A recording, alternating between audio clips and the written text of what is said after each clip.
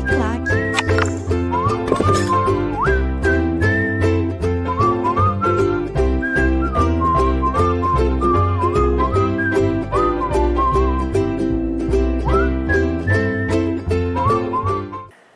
De volta com você que se liga aqui no LAC Concursos, eu sou o professor Edenilson Moraes e a gente vai continuar a nossa longa trajetória de estudos de história do Maranhão. E desta vez a gente vai falar de uma importante revolta nativista que aconteceu em 1684 no Maranhão. Esta é a Revolta de Beckman. Muito bem, pessoal, lembrando que você é o seu principal adversário. Então, supere-se. Galera, é o seguinte, nessa nossa luta árdua para nos capacitar para o concurso público, que é muito concorrido, você tem que, a cada dia, procurar bater as suas metas. Afinal de contas, essa afirmação é realidade. Você é realmente o seu principal adversário, mas você pode fazer o quê? Você pode se preparar cada vez melhor, uma preparação condizente para ficar competitivo. Então, supere-se. Vem comigo que a gente vai falar sobre a Revolta de Beckman, que é um importante movimento nativista acontecido no Brasil no século XVII. Mas afinal de contas, você saberia me dizer o que são movimentos nativistas? Movimentos nativistas são revoltas desprovidas de caráter emancipatório. Trocando em miúdos, pessoal, são movimentos que não visavam a independência do Brasil. Os movimentos que visavam a independência são movimentos separatistas, são chamados de movimentos emancipacionistas. Os movimentos nativistas que aconteceram no Brasil basicamente no século XVII e século XVIII, primeira metade do século XVIII, são movimentos de caráter localista, movimento de caráter elitista, que não apresentavam um projeto de Estado independente, não almejavam a independência política brasileira. Esses movimentos apenas protestavam contra aspectos pontuais do pacto colonial. Ou seja, meus nobres, são movimentos que se queixavam de algumas medidas implantadas pela metrópole portuguesa que prejudicavam os interesses dos colonos. Então é por isso que a galera protestava. Então é por isso que esses setores da sociedade, sobretudo os setores das elites coloniais, protestavam. Aconteceram uma série de revoltas nativistas no Brasil. A Revolta de Beckman, de 1684, no Maranhão. Tivemos também a Guerra dos Mascates, em Pernambuco. Tivemos a Guerra dos Emboabas, em Minas Gerais. Tivemos a Revolta de Filipe dos Santos, em Vila Rica, 1720. Então, todos movimentos locais. Todos os movimentos contra aspectos pontuais do pacto colonial que prejudicavam as elites aqui no Brasil, prejudicavam as elites locais, como foi o caso da nossa Revolta de Beckman que aconteceu no Maranhão. Olha aqui para a tela, para essa ilustração que o tio Ed trouxe para que você compreenda bem o que são movimentos nativistas. Esses movimentos nativistas ou revoltas nativistas são as raízes dos conflitos de interesses envolvendo os colonos na América Portuguesa e as autoridades metropolitanas. Elas aconteceram em São Paulo, aclamação de Amador Bueno; no Maranhão, Revolta de Beckman; em Minas Gerais, Guerra dos Emboabas e Revolta de Filipe dos Santos; e em Pernambuco, tivemos a Guerra dos Mascates. Esses movimentos todos são as raízes dos conflitos de interesses entre setores da América Portuguesa e as autoridades metropolitanas. Essas raízes vão gerar, na segunda metade do século XVIII, as chamadas conjurações. As conjurações eram movimentos que visavam verdadeiramente a independência do Brasil. A exemplo da Inconfidência Mineira de 1789 e da Conjuração Baiana de 1798, que acabaram dando prosseguimento ao processo de emancipação política do Brasil, que culminou, como bem sabemos, em 1822, com a proclamação da independência. Perfeito? Muito bem. Então, vamos continuar a nossa retrospectiva. Pessoal, entre 1580 e 1640, vigorou a chamada União das Coroas Ibéricas. União Ibérica, não foi isso?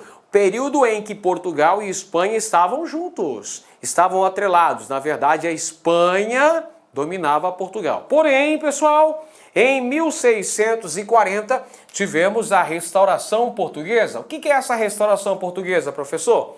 Quer dizer que nessa data Portugal se livrou do domínio espanhol. Portugal recuperou a sua autonomia plena com a coroação do rei Dom João IV de Portugal. 1640, então, Portugal restabelece a sua plena autonomia política. 1642, Portugal cria o Conselho Ultramarino, órgão responsável pelo controle, pela administração colonial, os territórios que Portugal possuía no litoral da África, na América, no caso o Brasil. É esse Conselho Ultramarino, criado em 1642, que vai se responsabilizar por isso. Temos então, nesse contexto, um reforço do Pacto Colonial. O Pacto Colonial, pessoal, era aquela relação exclusivista que havia entre metrópole e colônia. A metrópole explorava as riquezas da colônia e, ao mesmo tempo, a colônia deveria consumir as mercadorias produzidas pela metrópole. Então, o Pacto Colonial, também chamado de exclusivo metropolitano, era um sistema que visava garantir lucros para a metrópole. Então, presta bem atenção. Portugal estava saindo de um longo período de 60 anos em que esteve sob o domínio espanhol. Ao longo desse período, Portugal envolveu-se em muitos conflitos militares, junto com a Espanha, porque a Espanha tinha uma série de inimigos. A Espanha combatia uma série de países na Europa. Então, Portugal, o que você acha? Ao final desses 60 anos que Portugal esteve com a Espanha, Portugal saiu mais rico ou mais pobre da União Ibérica? É claro que saiu mais pobre. Portugal perdeu territórios na Ásia, perdeu territórios na África. A questão do tráfico negreiro durante um certo tempo ficou nas mãos dos holandeses. Os holandeses se implantaram no Nordeste brasileiro, dominaram Pernambuco. Então, Portugal tremeu na base. Portugal prejudicou-se do ponto de vista econômico por estar 60 anos atrelado politicamente à Espanha.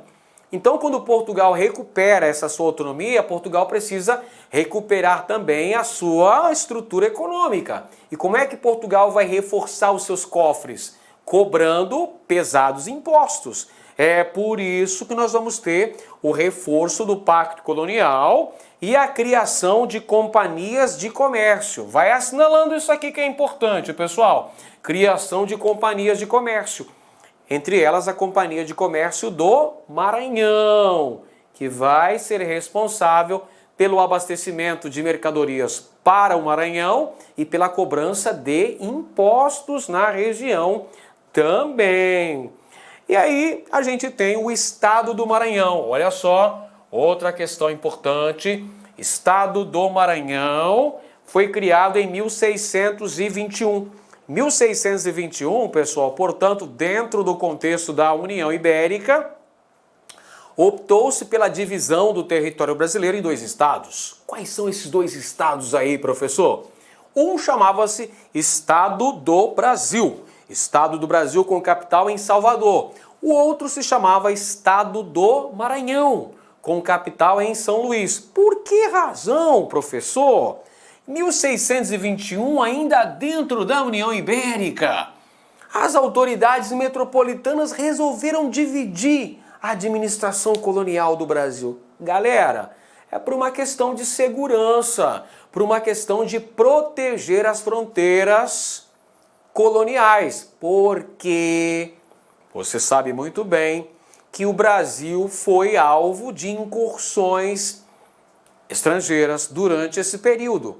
1612, o que aconteceu? Invasão e ocupação francesa no Maranhão, a chamada França Equinocial, comandada por Daniel de Latouche. Lembra disso? Já estudamos isso aqui no nosso curso de História do Maranhão. Você lembra muito bem disso, não é? Posteriormente, o Brasil foi alvo de novas invasões. 1624 em Salvador, 1630 em Pernambuco, por quem? Pelos holandeses. Os holandeses, interessados em recuperarem o controle do comércio do açúcar, invadiram e ocuparam essa região. Então, a criação do Estado do Maranhão, pessoal, visava defender o território. Está aqui para você, olha só. Defesa territorial. Vamos colocando aqui na lousa para ficar muito bem explicadinho.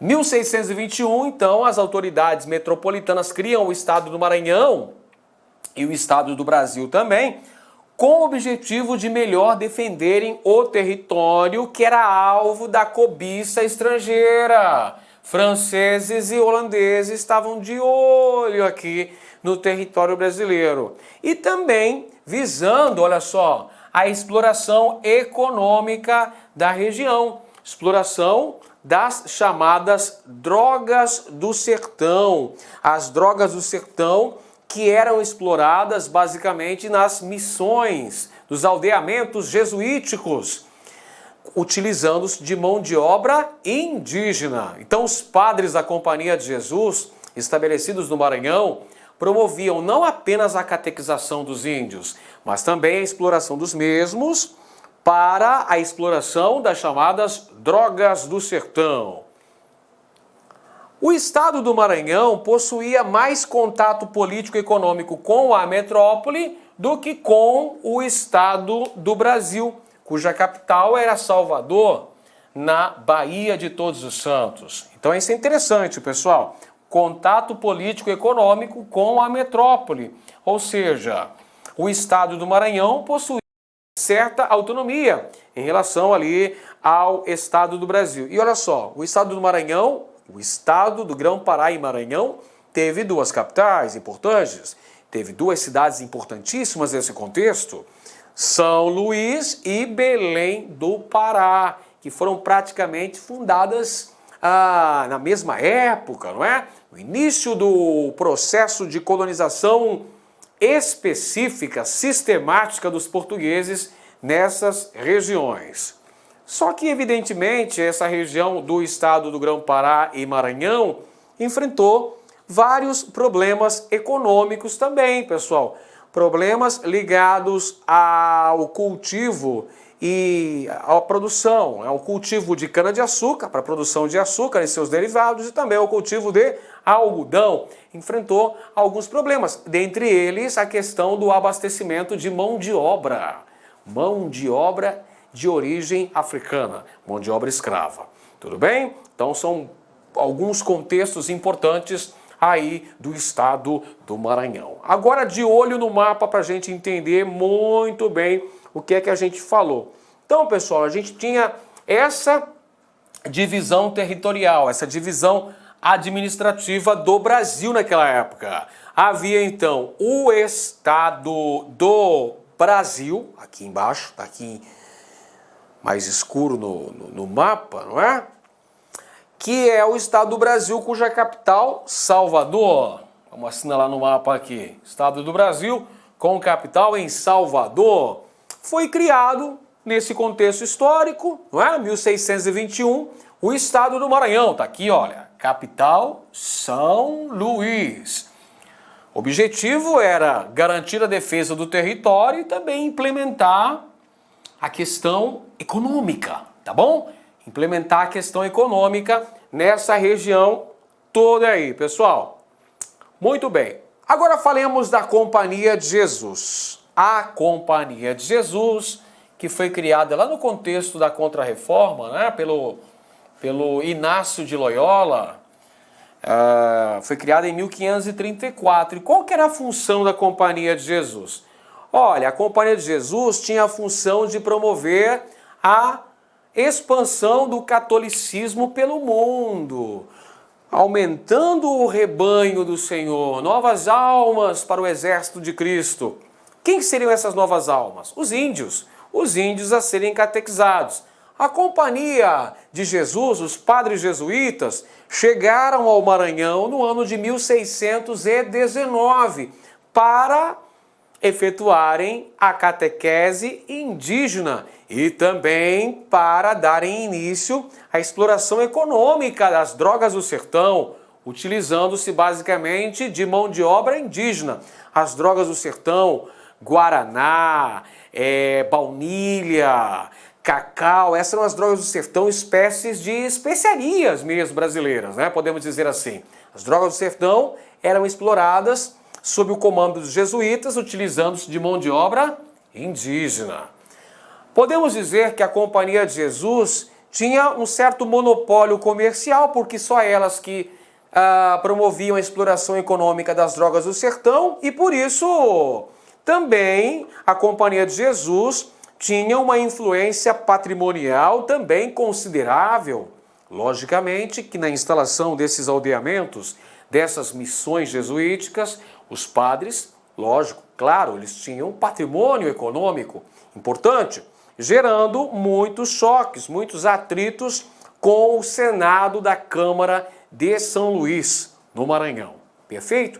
Os padres da Companhia de Jesus, eles, além de promoverem a catequese dos indígenas, além de terem um monopólio sobre a educação colonial, os caras também tinham patrimônio porque eles estavam ligados com a exploração das drogas do sertão, utilizando trabalho indígena.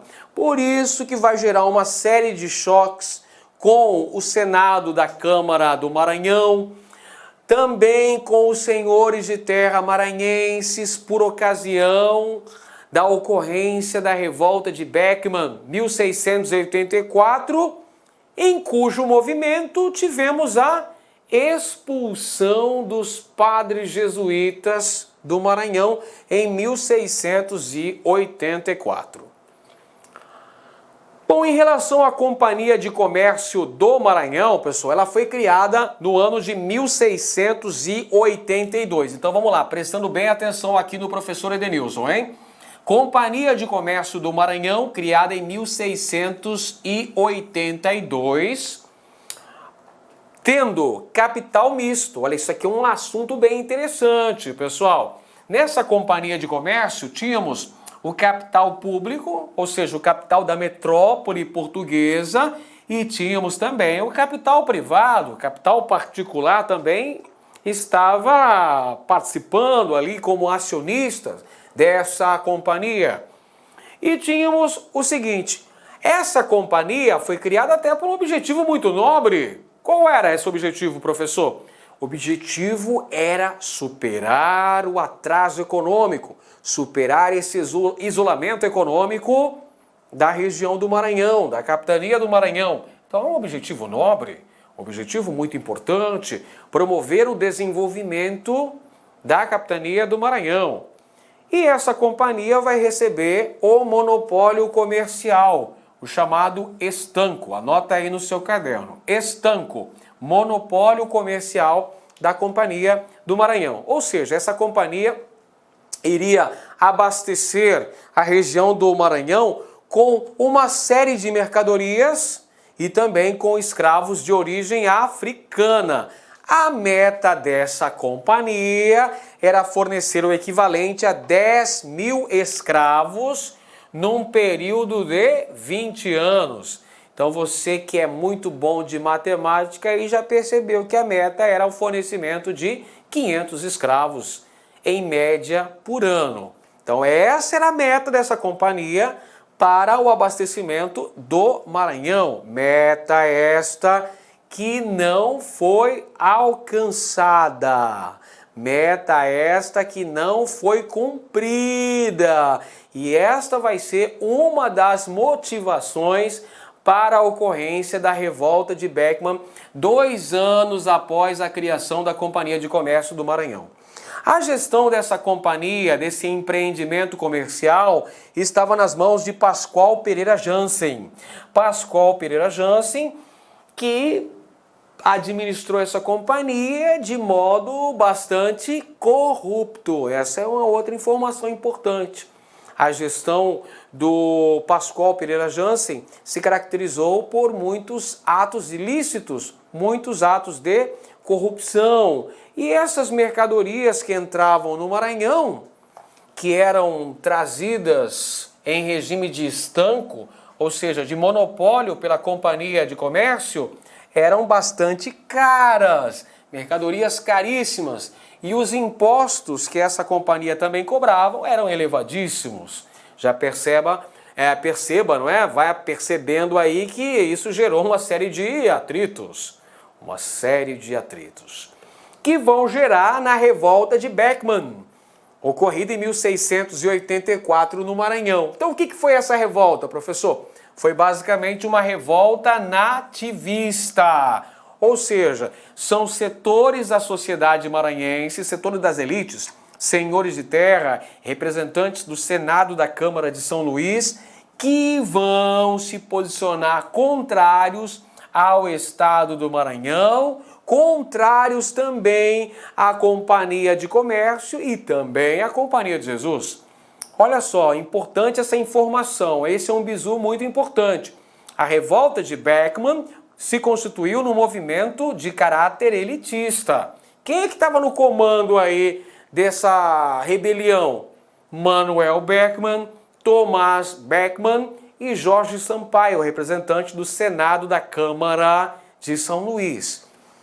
É um choque de interesse. De um lado você tem os colonos, os proprietários de terra, a exemplo do Manuel Beckman, contra a Companhia de Comércio e também contra a Companhia de Jesus. Por que razão aí, professor? Gente, olha só, a Companhia de Comércio do Maranhão detinha o monopólio comercial, detinha o estanco. Ela deveria fornecer mercadorias para a região, promover a exportação das riquezas maranhenses e ainda cobrar os impostos. Gerou choque de interesses com as elites maranhenses.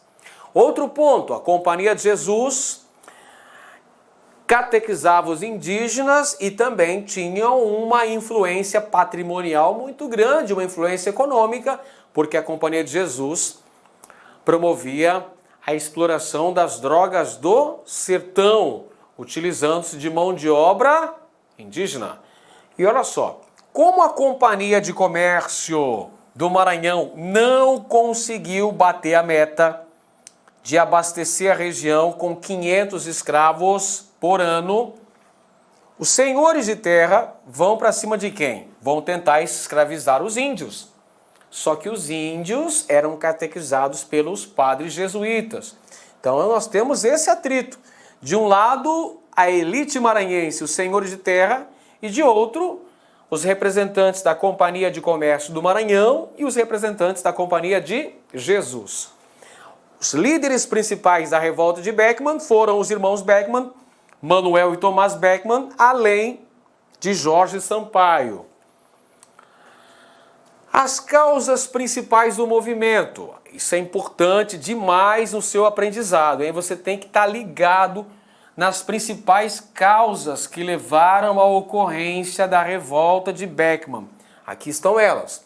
Insatisfação com a Companhia de Comércio do Maranhão e descontentamento com o monopólio dessa companhia, a carência de mão de obra africana na região e os conflitos político-econômicos com os padres jesuítas. O pomo dessa discussão, pessoal, o pomo dessa rivalidade entre os colonos maranhenses e os padres jesuítas era a questão da mão de obra indígena.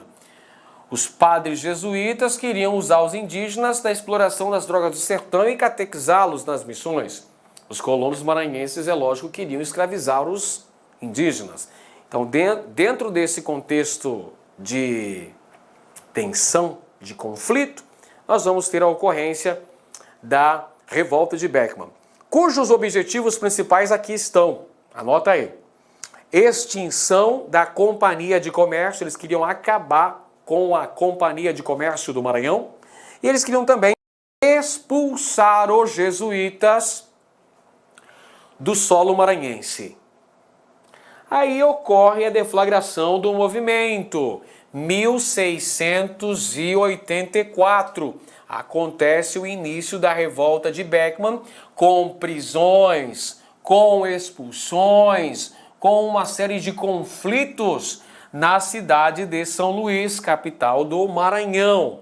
O ponto alto foi a exigência feita pelos rebeldes nesse movimento, pessoal, que foi justamente a criação de uma junta governativa, ou seja, praticamente o estabelecimento de um autogoverno na região do Maranhão. Eles vão derrubar o governador do Maranhão e vão proclamar uma junta governativa, comandada por Manuel Beckman, em São Luís. E também vão expulsar os jesuítas do Maranhão em 1684. E promovem também a criação da Guarda Cívica para defender São Luís. E promovem o fim do monopólio comercial, ou seja, o fim do estanco.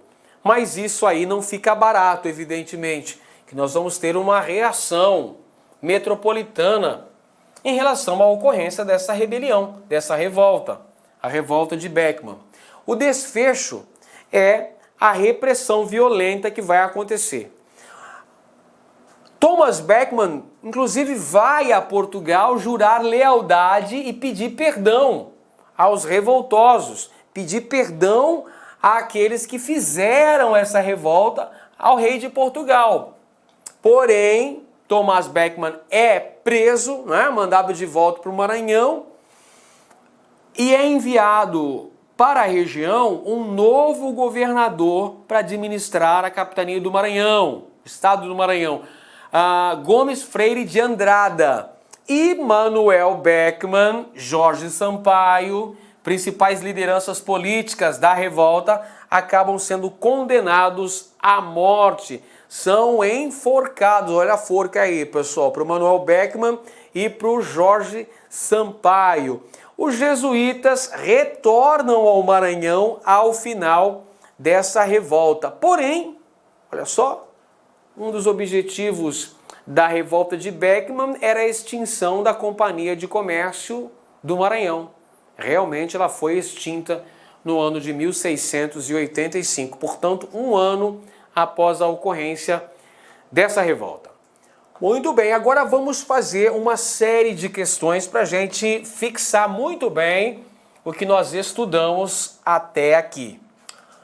Primeira questão, pessoal, a divisão do Brasil em 1621, quando foi criado o estado do Maranhão, deveu-se principalmente. Qual que era a principal estratégia da coroa quando dividiu o Brasil em dois estados? Estado do Brasil, em capital, com capital em Salvador, e o estado do Maranhão, com capital em São Luís. Qual era o objetivo? Vamos lá, alternativa A necessidade de estimular a procura de metais preciosos na Amazônia? Não, pessoal. Até porque na Amazônia, a exploração que vai se dar, basicamente, é das drogas do sertão. A alternativa B, a necessidade de colonizar a parte norte do Brasil diretamente por Lisboa, pois os contatos mantidos entre Salvador e a região eram difíceis, o que deixava essa região bastante vulnerável às invasões estrangeiras. Certa resposta. Um dos principais motivos aí da criação do estado do Maranhão é garantir uma defesa territorial dando certa autonomia para essa região que tinha um governador próprio, independente de Salvador. E o estado do Maranhão também negociava direto com Lisboa, diretamente com Portugal. A alternativa C, a necessidade de estimular a catequese na região norte, onde as tribos se mostravam muito hostis à presença portuguesa. Não, nós vimos até no mapa anterior que haviam uma série de missões jesuíticas instaladas na região amazônica. Não foi por essa razão que foi criada essa nova administração colonial com o estabelecimento em 1621 do estado do Maranhão. Foi por defesa territorial. Letra D, ao interesse português de implantar a lavoura algodoeira no litoral norte, favorecido pelo crescimento da agroindústria têxtil na Europa. Não é esse momento histórico que nós vamos ter a indústria têxtil na Europa, é século XVIII. Aqui nós estamos falando basicamente de século XVII. Então a resposta correta é a letra B de bola. Segunda questão, gente, olha só. A história do Maranhão é rica em conflitos históricos. No período colonial, ocorreu uma revolta de caráter nativista que tinha como principais objetivos abastecer a região com mão de obra escrava e produtos comerciais, bem como sanar os conflitos com a Companhia Geral de Comércio do Maranhão. Esse movimento foi agora ficou fácil, né, gente? O principal movimento nativista aí que aconteceu nesse contexto histórico no Brasil, 1684, lá no Maranhão, lá em São Luís, teve a liderança dos irmãos Beckman, Manuel e Tomás Beckman, além do Jorge Sampaio. Agora ficou muito fácil, né? A alternativa correta, letra C, revolta de Beckman. Próxima questão, vamos conferir agora mais uma. Uma das mais conhecidas revoltas do período colonial brasileiro, a revolta de Beckman, envolveu, na segunda metade do século XVII, colonos do Maranhão, liderados por Manuel Beckman, contra as autoridades metropolitanas. A respeito desse acontecimento, assinale a opção correta. Vamos então conferir as opções. Letra A dificuldade para a obtenção de escravos negros e alguns produtos da metrópole está na raiz do referido movimento. Certa resposta. Um dos fatores que deflagraram a revolta de Beckman em 1684 foram os atritos entre os proprietários de terra e a Companhia Geral de Comércio do Maranhão, que detinha o monopólio, o chamado estanco sobre as relações comerciais maranhenses. Essa companhia deveria abastecer a região com uma série de mantimentos, uma série de mercadorias e também com escravos.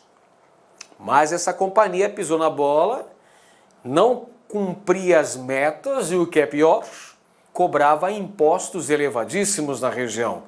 Tudo isso gerou os descontentamentos, está no cerne, está na origem da revolta de Beckman de 1684. Alternativa certa, então. Letra B. Visando minimizar os efeitos da revolta, os colonos optaram pela não ocupação dos armazéns da Companhia de Comércio existente na região. Não! Quando os líderes da revolta de Beckman conseguem o domínio sobre São Luís, quando eles estabelecem o controle político de São Luís, os armazéns da Companhia de Comércio são ocupados. Errado, então, a letra B. Letra C. O forte sentimento dos colonos, o forte sentimento religioso dos colonos, explica o fato de os jesuítas terem sido mantidos livres durante a revolta. Não, pessoal.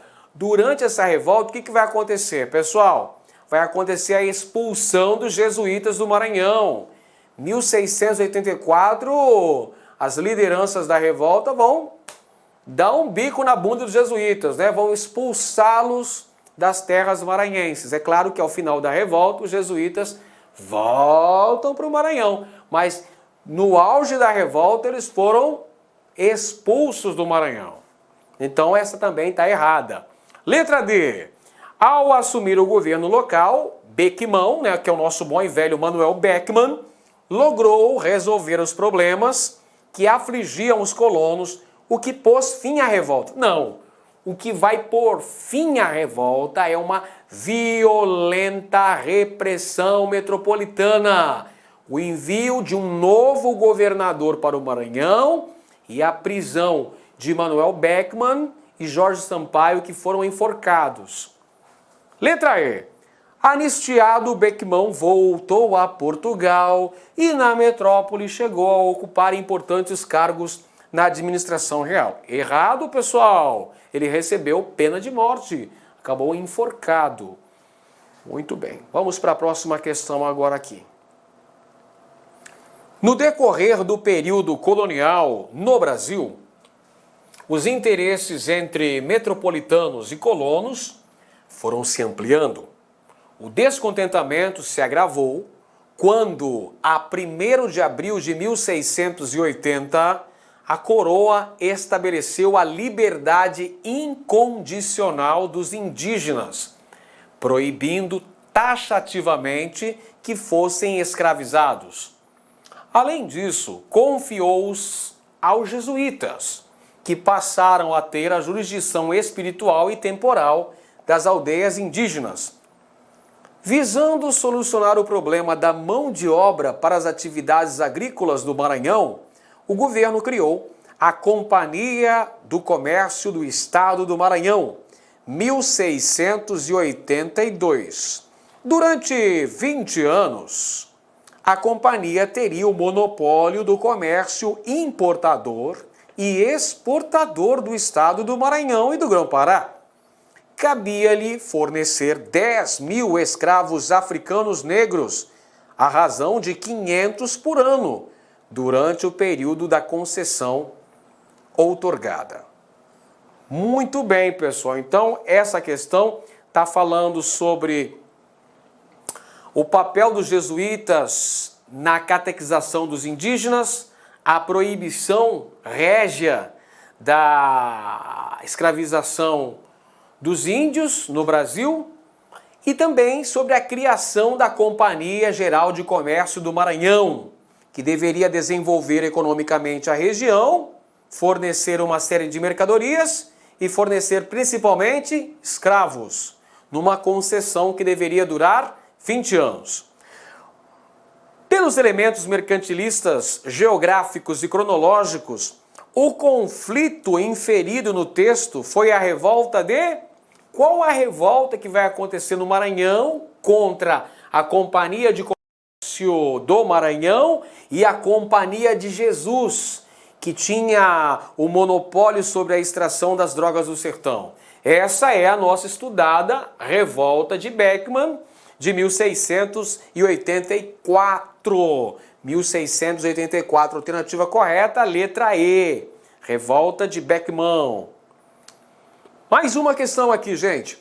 Em 1682, foi criada a Companhia de Comércio do Estado do Maranhão, que recebeu do Estado português o privilégio de monopolizar o comércio do açúcar e da arrecadação dos impostos. Em troca, a empresa deveria fornecer escravos, utensílios, equipamentos e alimentos aos colonos a juros baixos, criando uma relação comercial exclusiva. Monopólio, o chamado estanco. Muito bem. O não cumprimento desse acordo gerou o quê, pessoal? A companhia foi criada em 1682, deveria abastecer o Maranhão com uma série de mercadorias, fornecer escravos, cobrar impostos, não é? Mas o não cumprimento dessas metas estabelecidas acabou gerando o quê? Gerou conflito com os senhores de terra maranhenses que acabou culminando na ocorrência em 1684 da revolta de Beckman. Vamos conferir as alternativas? Letra A.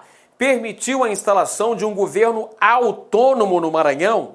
Não, não foi essa a consequência principal desses atritos. Letra B. Foi o principal motivo para a revolta dos colonos maranhenses? Aí sim.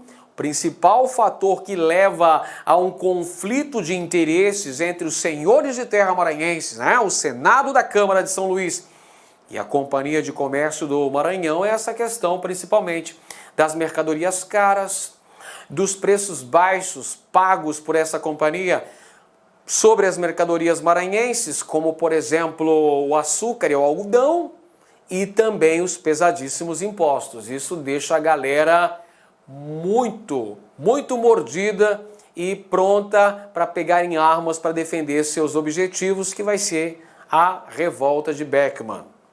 Letra C, eliminou o pacto colonial e abriu os portos às potências estrangeiras? Nada disso, nós sabemos que o contexto em que nós vamos ter a abertura dos portos brasileiros para as nações estrangeiras, as nações amigas no caso, é 1808, lá no início do período joanino.